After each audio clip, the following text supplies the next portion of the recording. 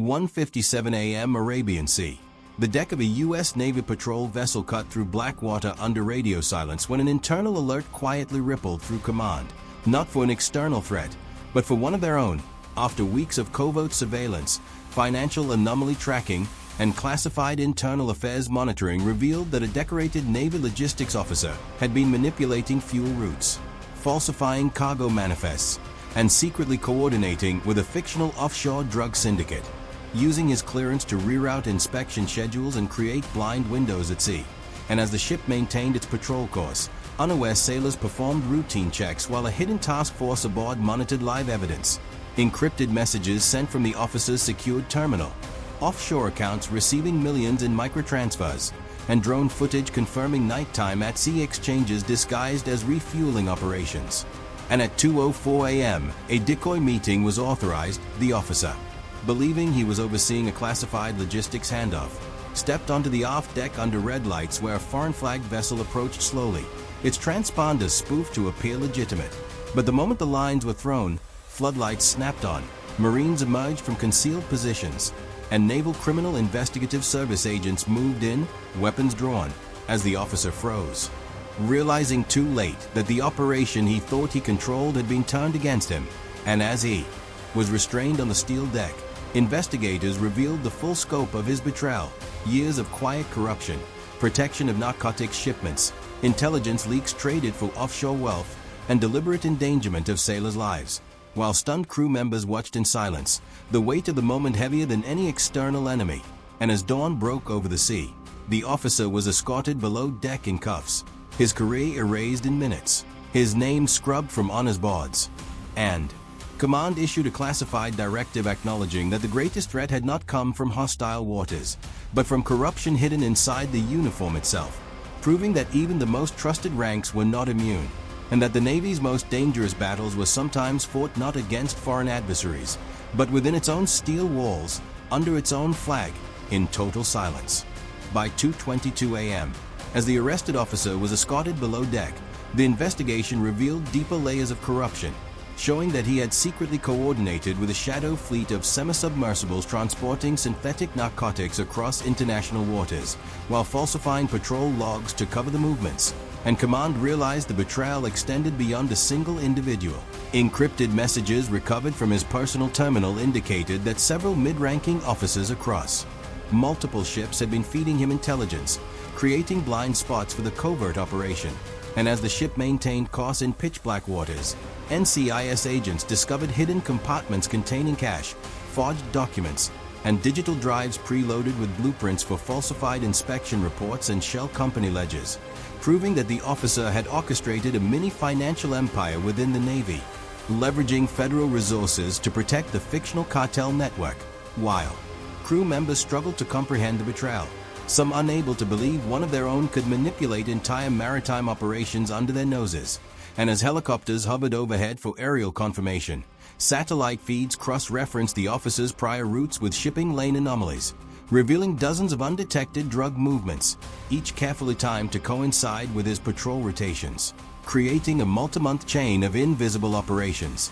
And in a bold, cinematic move, investigators staged a simulated refueling operation to catch him and his co-conspirators in the act, the officer stepping onto the deck believing he was about to oversee a routine handoff, only to be trapped in a full tactical containment. The evidence overwhelming, every microsecond recorded for federal prosecution.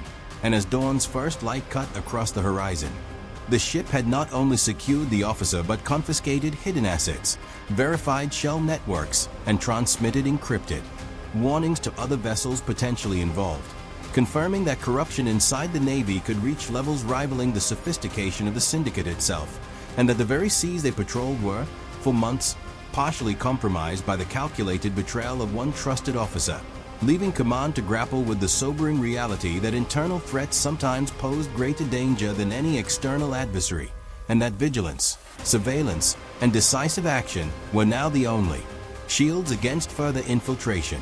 By 2:48 a.m., just as the arrested officer was being secured, a second alarm lit up the command center. Encrypted signals indicated that several offshore vessels, previously thought inactive, had begun moving under false AIS transponders, confirming that the corruption extended beyond the ship itself into a shadow maritime network spanning hundreds of miles. And as command scrambled to track them, analysts discovered that the officer had embedded dormant microchips into Navy logistics systems, allowing remote monitoring of patrol routes and automated rerouting of supplies, effectively giving him a ghost fleet at his command, while the boarding teams uncovered hidden compartments containing ultra-pure narcotics, falsified manifests, and encrypted tablets showing real-time transactions with shell corporations in multiple countries. And at 2:55 a.m., a daring twist unfolded. A co-conspirator, a junior officer unaware of the investigation's full scope, attempted to override the ship's security lockdown to free the arrested officer, triggering a brief but tense standoff, with tactical teams forced to neutralize the threat silently while ensuring no alarm reached civilian channels. And as helicopters hovered overhead capturing thermal imaging of the ship and surrounding waters, analysts pieced together an intricate web of betrayal. The officer had planned this network for years, using Navy operations to shield international drug movements while funneling funds through offshore accounts and falsified cargo reports. And as dawn approached, command realized that while one officer had been arrested, the operation's full reach had not been contained. Dozens of covert nodes, ships, semi-submersibles, and hidden storage depots remained active, leaving the Navy to contend not with a single rogue individual but with a sprawling, highly coordinated fictional cartel operating inside its ranks.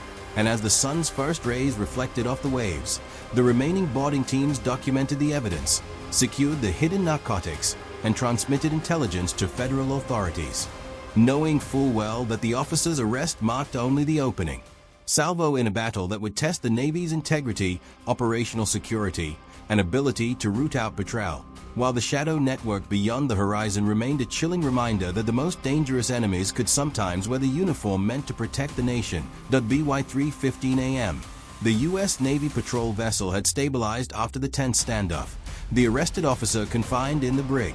Yet intelligence analysts tracking encrypted signals realized the operation was far from over, as microtransactions and AIS anomalies revealed that multiple offshore depots and semi-submersible vessels remained active, indicating that the rogue officer's network had contingency plans.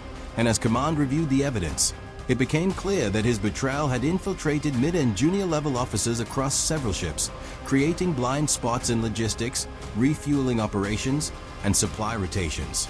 And as helicopters and drones circled overhead, thermal and visual feeds captured suspicious activity on distant vessels, some attempting to rendezvous with offshore hubs, while analysts cross-reference financial and communications data, confirming the existence of an invisible web designed to operate even if key personnel were detained.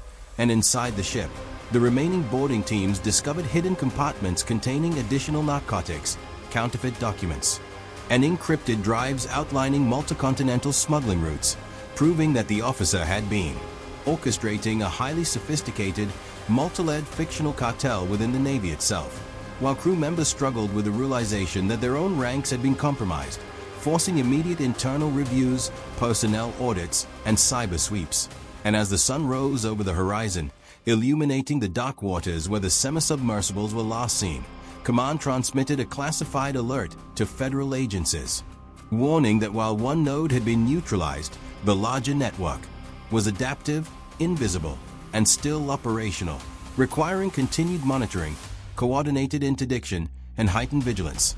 And as the boarding leader watched the waves, the chilling thought settled in for everyone involved. The Navy's own integrity had been tested by greed, deception, and ambition, and that even the most trusted uniforms could harbor the most dangerous secrets, leaving the operation officially closed for now, but unofficially ongoing.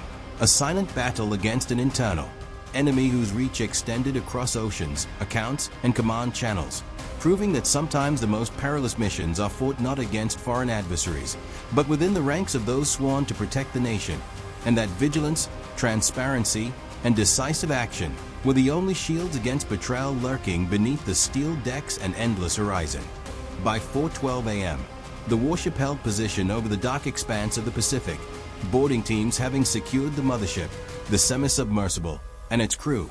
But analysts monitoring multiple intelligence channels realized the operation was only a fraction of a sprawling fictional global network, as encrypted satellite pings traced financial flows, shipping manifests, and communication bursts across 3 continents, revealing that what had just been intercepted was a decoy, a high-value bait, designed to draw attention while dozens of other vessels, equally sophisticated and equally armed, continued to transport synthetic narcotics, counterfeit currency, and encrypted operational data, all coordinated under a single codename, Sea Shadow. And as helicopters hovered overhead, collecting thermal imagery of hidden compartments, drones scanned the surrounding waters for decoy buoys and submerged packages, revealing a complex system of false signals, while analysts cross-referenced these findings with previously dormant shell accounts now suddenly active, confirming that the network had anticipated every federal countermeasure, deploying pre-planned redundancies and adaptive logistics to ensure continuity. And inside the mothership, boarding teams discovered a secondary operations room with monitors streaming live movements of vessels still at sea, alongside encrypted manifests linking high-level political and corporate entities to a fictional cartel infrastructure. Each document a spiderweb of global criminal reach designed to appear legitimate on the surface, while outside, the first hints of dawn illuminated the ocean waves, reflecting silhouettes of distant vessels moving in formation, invisible to civilian radar. And as Naval Command updated intelligence officers in Washington, one chilling reality became clear. The raid had not ended the operation. It had only triggered the next phase. A silent, multi-layered campaign across oceans and markets, designed to test federal response, adaptability, and endurance. And as the boarding leader radioed the destroyer bridge, summarizing seizures, detainees, and evidence, the message from Shaw came back, stark and classified. This is only the beginning, confirming that the network had planned for partial losses, with autonomous operational nodes continuing undetected. And as the warship maintained its blockade, analysts noted the first indicators of a secondary fleet forming beyond the visual horizon. Vessels operating in perfect silence, routing encrypted transmissions through ghost satellites and dark financial conduits, proving that the fictional global cartel was not only surviving the raid but dynamically adapting to it. And as the sun fully rose over the Pacific, casting long shadows across the water, every officer, sailor, and analyst understood the magnitude of what they had just faced. Sea Shadow was not a single event, not a shipment, not a mothership. It was a fully synchronized, multi-domain, adaptive global network capable of operating beyond conventional detection. And that in this game of high-stakes interdiction, the real battle had only just begun, leaving the nation's most elite forces in a tense, silent standoff with an invisible, highly intelligent adversary whose next move could strike anywhere, anytime, unseen by the public, but watched, recorded, and anticipated in real time by the federal agents who now knew that the horizon itself could conceal danger beyond imagination.